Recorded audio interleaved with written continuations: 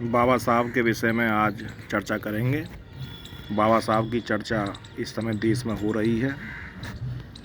बाबा साहब का जन्म महू इंदौर में हुआ था और बाबा साहब सक्रिय राजनीति में 1930 से आए थे भारत की राजनीति में।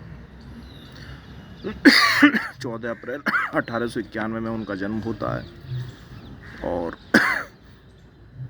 1930 से उन्होंने सक्रिय राजनीति में भाग लिया। इससे पूर्व 1927 में इन्होंने बहिष्कृत भारत नामक पत्रिका निकाली थी। समता समाज संघ की स्थापना की, जो आज का वर्तमान यूसीसी है। बाबा साहब ने तीनों गोलमेज सम्मेलनों में भाग लिया और वे अलग निर्वाचन पद्धति में भाग अपने अनुसूचित जाति के लोगों को उसमें भागीदार बनाना चाहते थे, लेकिन पूना समझौता के अंतर्गत ये संभव नहीं हो सका। गांधी जी ने उन्हें मना लिया और गांधी जी ने उन्हें समझाया कि पहले देश को आज़ाद हो जाने दो, तुम्हें आरक्षण का लाभ दे दिया जाएगा। शोषित और वंचित जिन लोगों की लड़ाई आप लड़ रहे हो वो जारी रहेगी। इस प्रकार यह कार्य पूरा हुआ। 1935 में इनकी पत्नी रमाबाई का देहांत हो जाता है, तो फिर 1948 में इन्होंने दूसरी शादी,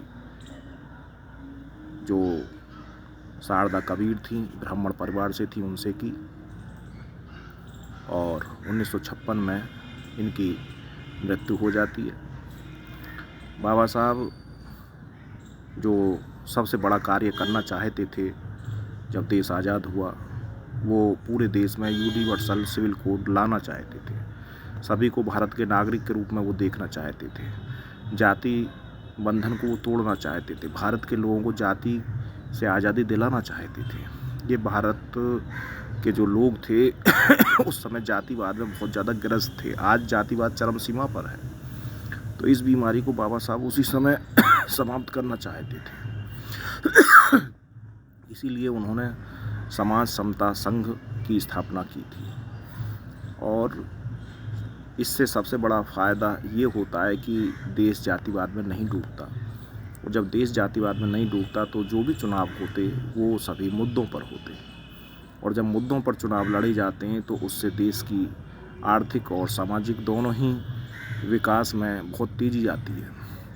आर्थिक रूप से भी भारत संपन्न होता और सामाजिक रूप से भी भारत संपन्न होता। आज जो हमारे देश में आर्थिक रूप से जो हमारी मुद्रा में, करेंसी में जो कमी आई है, उसका सबसे बड़ा दोष अगर कोई है तो वो हमारे देश में ये जातिवाद है।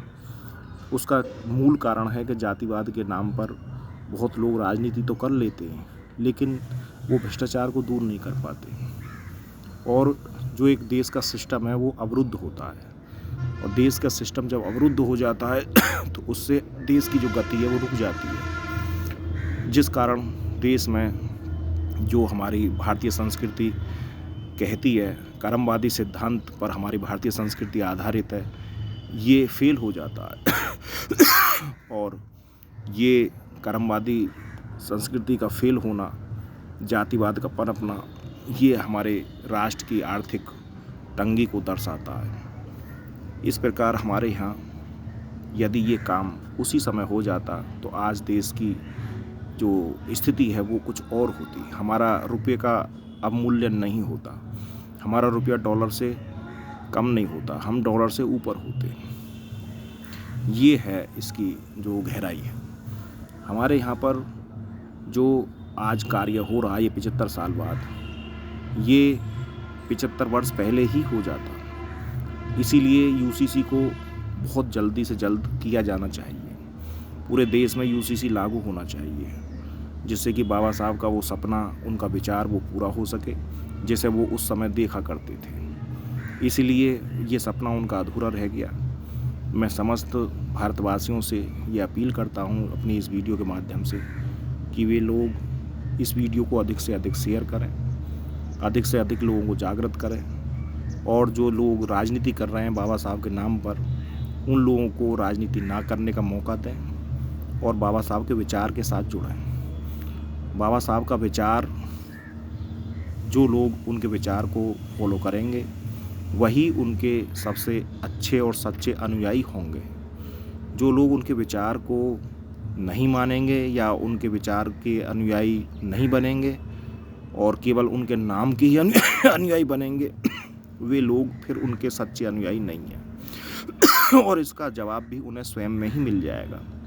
उन्हें किसी से भी इस बात का फैसला कराने की ज़रूरत नहीं है। वो अपने आप से ही इस बात को पूछें, स्वयं में ही वो सोचें कि हाँ, ये बात क्या है। जब वे लोग स्वयं मनन करेंगे कि हमें उनके विचार से जुड़ना चाहिए, तो वो समझ लेंगे कि राजनीति कौन कर रहा है। कांग्रेस या समाजवादी कभी राजनीति उनके नाम पर ही करती आई है, सदैव से करती रहेगी। जो मैं एक बहुत बड़ी बात आपको बता रहा हूँ कि जिस समय बाबा साहब संघर्षशील थे उस समय भी कांग्रेस ने उनका साथ नहीं दिया। जिस समय बाबा साहब की मृत्यु हुई उस समय भी ये लोग वहाँ नहीं गए। तो आज उनके नाम पर ये लोग आंदोलन कर रहे हैं और धरना प्रदर्शन कर रहे हैं। यही इनका बहरूपियापन है। तो इनका बहरूपियापन देश के सामने आना चाहिए। और आज जो युवा वर्ग है, चाहे वो अनुसूचित जाति के लोग हों, चाहे वो जनरल जाति के हों, चाहे वो BC के हों, वो सब भारत के नागरिक हैं। उन्हें एक नागरिक की हैसियत से अपने आप को, देश को देखना चाहिए और नागरिक की हैसियत से ही संचालन करना चाहिए, नागरिक की हैसियत से ही अपना चिंतन करना चाहिए। जिस समय ये विचार पूरे देश में पहुंच जाएगा, 150 करोड़ लोग तक ये विचार पहुंच जाएगा, उस समय इस देश में बहुत बड़ी क्रांति आ जाएगी। और ये क्रांति इतनी बड़ी आ जाएगी कि हमारा देश फिर विश्व गुरु की ओर बढ़ना शुरू हो जाएगा और हम विकसित भारत की ओर मूव करेंगे। और एक दिन फिर विकसित भारत बनकर एक बहुत बड़ी, पूरे विश्व में बड़ी शक्ति के रूप में भारत उभरेगा। ये बाबा साहब का इतना बड़ा विचार था, क्योंकि बाबा साहब हिंदू धर्म को गलत नहीं मानते थे।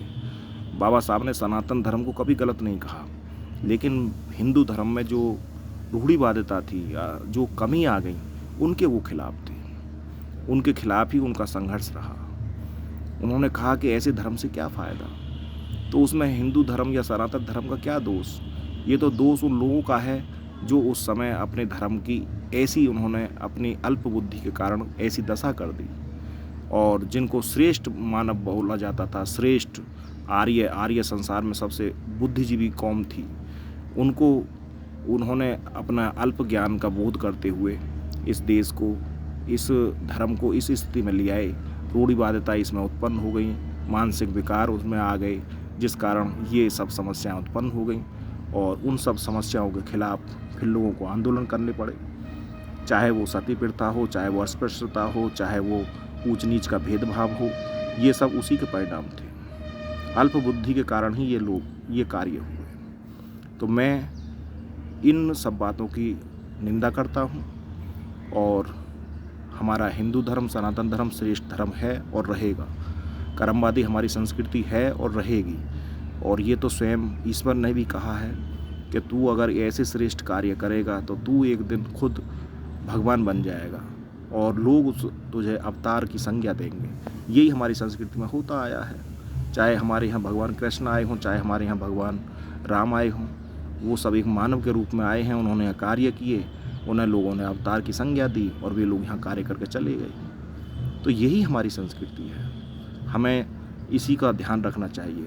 कर्मण्येवाधिकारस्ते मा फलेषु कदाचन का बोध हमें सदैव याद रहना चाहिए।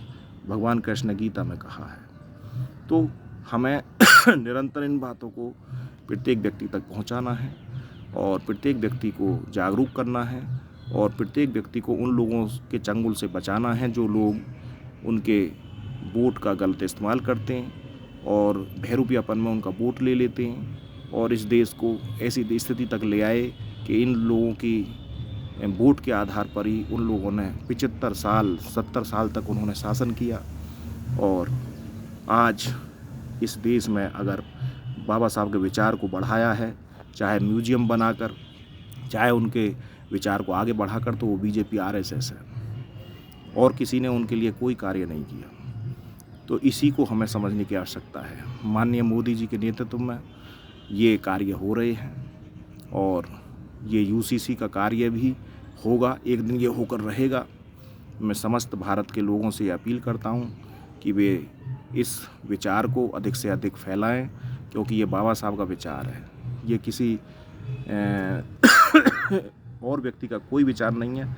यूसीसी का होना, सभी समान नागरिक के रूप में इस देश में सभी की समानता के रूप में कल्याण होना, ये बाबा साहब का विचार था। वो सभी को समान देखना चाहते थे। तो उनका ये सपना अगर पूरा होगा तो बीजेपी आरएसएस के द्वारा ही संभव है। तो मैं समस्त लोगों से अपील करता हूँ कि इस वीडियो को अधिक से अधिक सुनें। पढ़ने वाले बच्चे जो कम्पिटिटिव हैं वो भी अधिक से अधिक सुनें, क्योंकि प्रतियोगी परीक्षा कोई भी हो, बाबा साहब से संबंधित क्वेश्चन जरूर आता है। और बाबा साहब ने कैसे कैसे क्या क्या कार्य किए वो ज़रूर पूछे जाते हैं। तो बाबा साहब से संबंधित उन्हें जानकारी अवश्य होनी चाहिए। तो इसको वीडियो को अधिक से अधिक शेयर करें और लोगों तक पहुंचाएं, लोगों को जागरूक बनाएं। भारत माता की जय।